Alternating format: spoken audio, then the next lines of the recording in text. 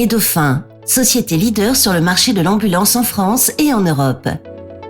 Fort de ses 30 années d'expérience et de son équipe de professionnels, Les Dauphins est à votre écoute et à votre disposition pour toutes les demandes concernant l'équipement de l'ambulancier.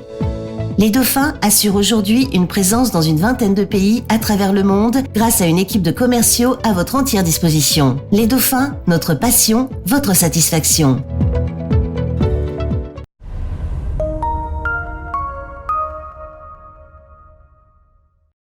Foi trabalho muito intenso. São duas áreas as que eu tutelo muito exigentes, seja na juventude, seja no desporto. Desde logo, enfim, na juventude, porque a juventude é uma parte importante da população do nosso país, são mais de 20% da nossa população e com, digamos, um grau de exigência e de atenção que tem que ser dada à juventude, naturalmente,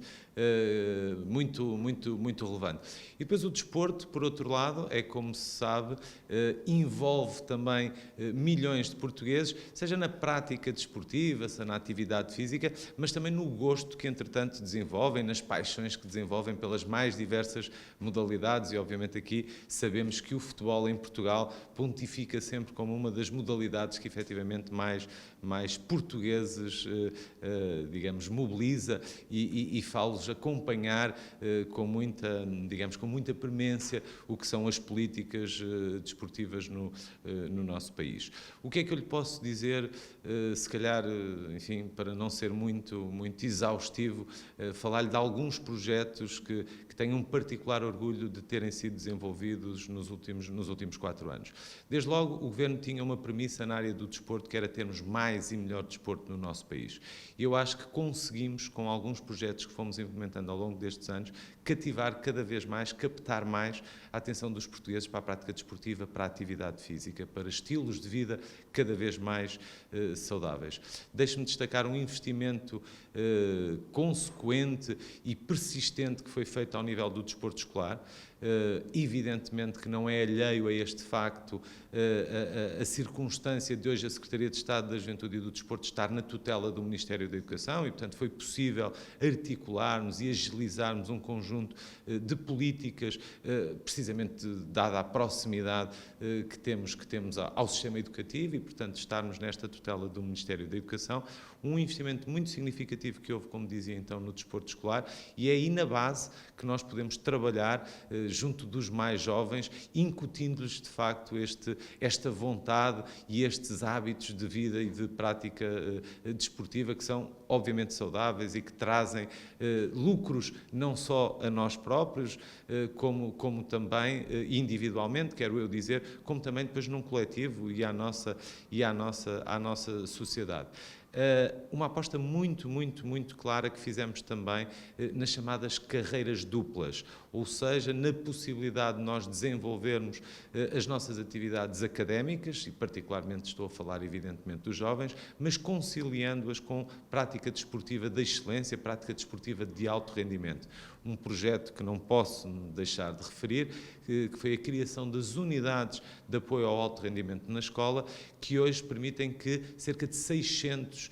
jovens estudantes, mas jovens estudantes e depois também de alto rendimento desportivo, estejam a conseguir conciliar as suas carreiras, estejam a conseguir dar um descanso às suas famílias também, porque muitas das vezes eram os pais confrontados com a vontade imensa que estes atletas tinham de desenvolver e de se superarem na prática desportiva, mas evidentemente, e sabemos que o desporto, digamos, é algo que não nos permite carreiras muito longas na sua generalidade e, portanto, dar-lhes as ferramentas e, obviamente, trabalhar as suas capacitações a nível académico, permitindo-lhes, portanto, que também estejam a desenvolver a sua prática desportiva com outro estado de espírito, portanto, absolutamente dedicados, e este projeto das unidades de apoio ao alto rendimento na escola foi verdadeiramente revolucionário e, de resto, temos tido, eu diria, mesmo, e quando estamos no Governo sabemos, evidentemente, que nos são apontadas críticas, mas este é um programa, ou melhor, um projeto das unidades de apoio ao alto rendimento na escola que, de todo todos os quadrantes políticos e partidários têm vindo, de facto, os mais rasgados elogios.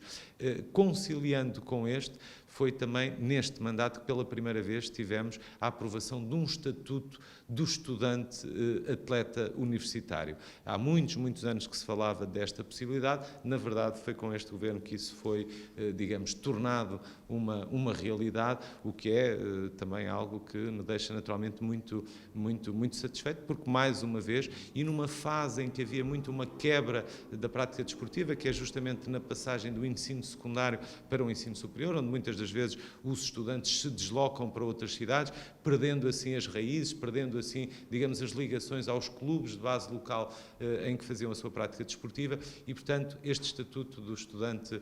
atleta universitário permite-lhes, mais uma vez, uma conciliação entre a carreira académica e a prática desportiva que é muito relevante. Enfim, há depois, e ainda continuando no alto rendimento desportivo, a aposta e o reforço que foi feito nos programas de preparação, quer olímpico, quer paralímpico, e especialmente o programa de preparação paralímpico, que conheceu um aumento absolutamente extraordinário e muito invulgar, devo dizer, quando compararmos o que está a ser o apoio para Tóquio 2020 com o apoio que o Estado deu para o Rio de Janeiro 2016 e, portanto, para os últimos Jogos Olímpicos. Falamos de um aumento de mais de 80% do orçamento para o movimento paralímpico, mas também o movimento olímpico conheceu um aumento de mais de 15%, digamos, no que foi o contrato de programa celebrado para os Jogos do Rio de Janeiro, face ao que agora está a acontecer para Tóquio 2020. De resto, esta aposta do Estado, do Governo, no desporto, eu diria, também uma justa retribuição para o que os nossos atletas têm feito nos últimos anos. Eu diria, do ponto de vista desportivo, é muito significativo, em alguns casos mesmo extraordinários, os feitos desportivos que nós conseguimos, e quero aqui salientar, nas mais diversas modalidades. Portanto, Portugal já não é só um país de futebol, ou já não é só um país do atletismo de fundo, é um país que hoje se destaca também internacionalmente, nas mais diversas modalidades, em modalidades técnicas, em modalidades coletivas, que não estávamos assim tão habituados. Obviamente que aqui estou a excetuar o futebol, mas nas restantes modalidades coletivas não éramos assim, digamos, muito comum, não era muito comum vermos Portugal a atingir lugares cimeiros que tem atingido efetivamente também nos últimos anos. Depois, falando um bocadinho também da juventude, foi um particular gosto assistir neste mandato, por exemplo, à inclusão, quer do Conselho Nacional de Juventude, quer da Federação Nacional das Associações Juvenis, a ver-se-lhes reconhecido o direito a se sentarem no Conselho Económico e Social. É muito importante a participação dos jovens, eu diria que essa foi a palavra-chave do meu mandato na área da juventude, foi apelar a cada vez uma maior participação dos jovens. Isto também se traduziu, no fundo, num que foi um plano absolutamente inovador também, que há muitos anos se falava no nosso país da possibilidade de termos um plano nacional para a juventude. Foi este governo que aprovou um plano nacional para a juventude em Conselho de Ministros, um compromisso político, no fundo, das mais diversas áreas setoriais do nosso governo com a juventude, com a juventude portuguesa, mas foi este governo também que fez a alteração do regime jurídico do associativismo jovem, permitindo, e já que estou a falar com a Lusopress, permitindo até que jovens lusodescendentes espalhados por todo o mundo possam hoje ser financiados também nas suas atividades associativas, que muitas das vezes até são também associações, enfim, clubes ligados precisamente ao desporto. Por isso eu diria que, e como muito recentemente o Sr. Primeiro-Ministro tem tido a oportunidade várias vezes de o dizer, queremos fazer mais e melhor, naturalmente, mas conscientes de que efetivamente já foram dados passos muito significativos no desenvolvimento, e nas minhas áreas de tutela falo particularmente, quer na juventude, quer no desporto, nos últimos anos. Evidentemente que podemos continuar a trabalhar para continuar a fazer ainda mais e melhor. Sim, eu diria que há um conjunto de fenómenos, e quando falamos no desporto, há um conjunto de fenómenos que nós queremos erradicar, digamos, queremos eliminar do panorama desportivo. Obviamente que a violência é um desses fenómenos, mas quando falamos também, por exemplo, do doping, é um fenómeno altamente nocivo e prejudicial ao desporto que também queremos combater de forma muito determinada. Evidentemente que hoje o desporto atrai cada vez mais, digamos, e é um importante dinamizador também das atividades económicas e onde há, enfim, dinheiro, muitas das vezes, como nós sabemos, há enfim, pessoas à procura de oportunidades menos lícitas, e agora estou a falar, por exemplo, das apostas ilegais, do jogo combinado, o chamado match fixing, que são evidentemente desafios muito difíceis, mas que temos que os combater, volto a dizer, com toda a determinação, e também aqui, quer no jogo combinado, no match fixing, quer no doping, quer na violência no desporto, o Governo apresentou, e particularmente no último destes fenómenos que referi, a violência do desporto, estou, enfim, eu diria, de consciência tranquila pelo que foram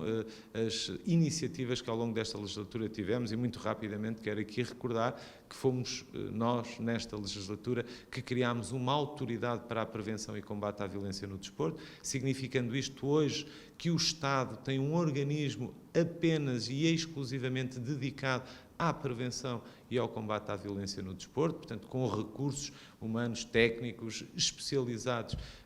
portanto, para, como digo, trabalharmos a erradicação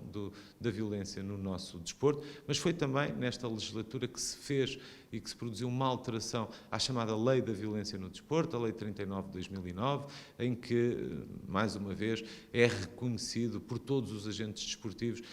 das mais diversas origens, diria, o bom trabalho que foi feito nesta revisão da Lei da Violência.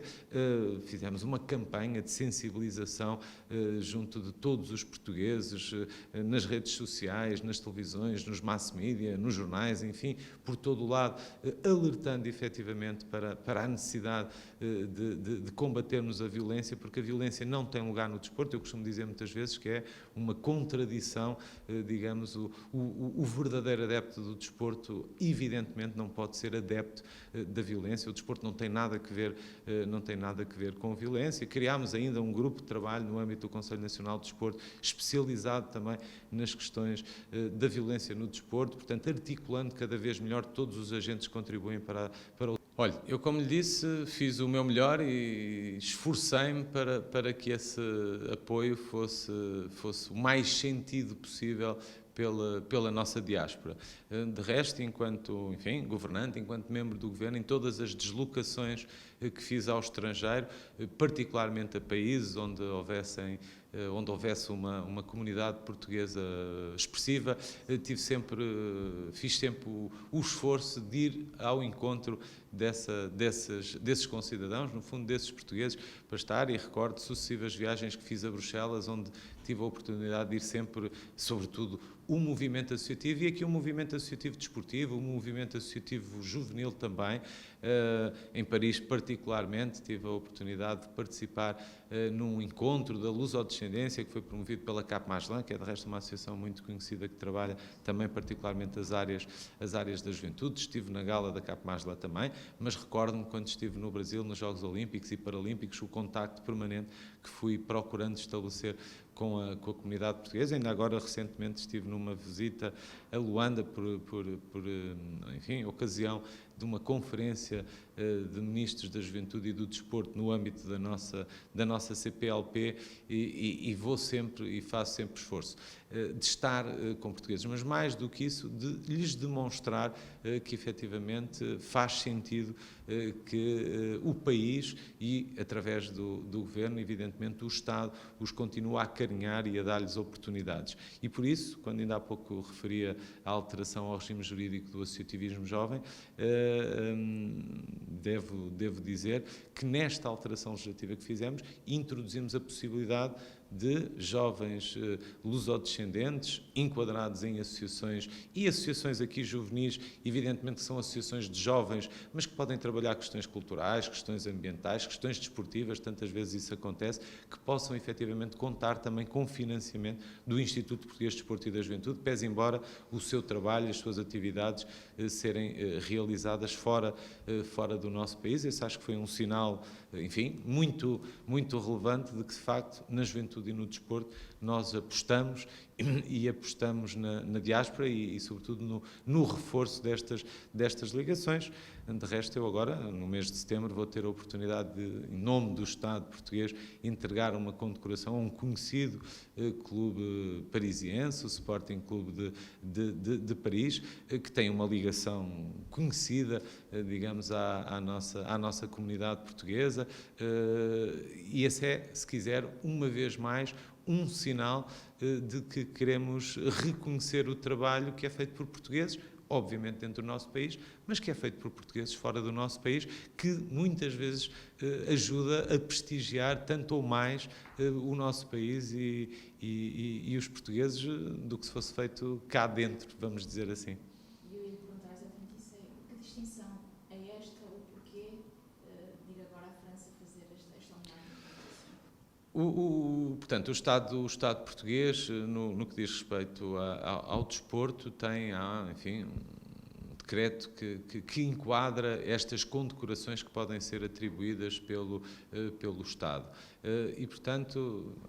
são medalhas, e, na verdade, medalhas e colares que são atribuídos e que têm que ver com os feitos desportivos que sejam reconhecidos a essas entidades que vão ser homenageadas. No caso concreto do Sporting Clube de Paris, o que vai ser entregue é uma medalha de bons serviços desportivos, portanto, é um clube, enfim, que dispensa grandes apresentações, já tem uma considerável história, tem mais de 3 décadas de existência. Se é verdade que começou no futebol, sabemos que no futsal é que tem vindo a ser conhecido e muito conhecido, eu diria, com participações até em competições europeias, ao nível do futsal, já vários títulos conquistados em França, taças conquistadas também, e depois não nos podemos esquecer efetivamente que é um clube com origens portuguesas e, portanto, em que mais de 500 atletas nos mais diversos escalões, seja de futebol, seja de futsal, proporcionam no fundo esta prática desportiva a uma comunidade tão alargada e, portanto, este é, se quiser, mais uma vez, também um sinal também simbólico, porque muito provavelmente, e quando nós fazemos distinções, sabemos que caímos sempre, enfim, no risco de estar a reconhecer e homenagear qualquer clube ou entidade, podemos estar a deixar outra de fora, mas a ideia é que, efetivamente, no futuro e numa próxima legislatura, independentemente de estar ou não no exercício destas funções, quem vier possa interpretar este como um sinal importante para se continuar a fazer o reconhecimento e, obviamente, em França nós sabemos que temos uma comunidade fortíssima e uma presença portuguesa muito forte, mas há muitos outros países no mundo onde isto também deve ser feito, onde tem que ser feito e, portanto, olha, se quiser mais uma vez um exemplo do esforço que procurei fazer ao longo deste mandato no reconhecimento da diáspora portuguesa. Tenho, ao longo destes anos e mesmo noutras funções que já exerci, fui sempre o mais entusiasta, digamos, de tudo o que sejam programas, tudo o que sejam projetos que aproximem efetivamente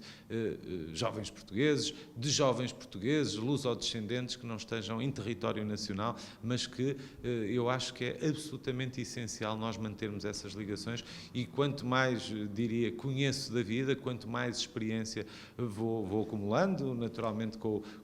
o passar dos anos, envelhecer ou, digamos, ir ganhando idade não traz só desvantagens, traz evidentemente também também algumas vantagens, nomeadamente no que tem a ver com a experiência que ganhamos, mais reconheço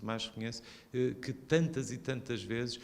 digamos, o que espoleta qualquer projeto vencedor nas mais diversas áreas, muitas vezes é um conhecimento afetivo que se tem a uma comunidade que se pertence, a um país, naturalmente, a uma nacionalidade, e, portanto, é absolutamente essencial que o nosso país é muito mais rico se considerar, efetivamente, todos quantos somos portugueses. E ser português não significa necessariamente estar em Portugal, em território nacional, viver em Portugal, pode estar em qualquer parte do mundo, e se ter este sentimento de pertença ao país, que deve ser, como digo, trabalhado, e particularmente por quem tem responsabilidades acrescidas, deve ser estimulado para que essa ligação nunca se perca, porque e o nosso país tantos e tantos exemplos existem, efetivamente, do ganho que nós depois também, internamente, vamos dizer assim, o nosso país tem, com investimento, inclusivamente, de portugueses que vingaram um pouco por todo o mundo, mas que depois acabam por trazer e por retornar, digamos, uma parte desse sucesso ao nosso país, e isso é bom para todos nós, como é evidente.